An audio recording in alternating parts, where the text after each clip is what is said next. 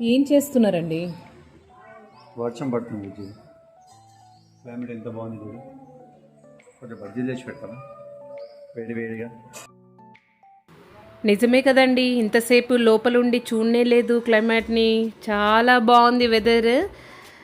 మీరు అన్నట్టు నిజంగా వేడి వేడి బజ్జీలు వేసుకొని ఈ టైంలో తింటే సూపర్ ఉంటుంది. జస్ట్ అలా వెళ్ళేసి ఇలా వచ్చేస్తాను. ఒక్క 10 minutes వెయిట్ చేయండి. అడిగిన ఎమ్మి ఎమ్మి వడలు.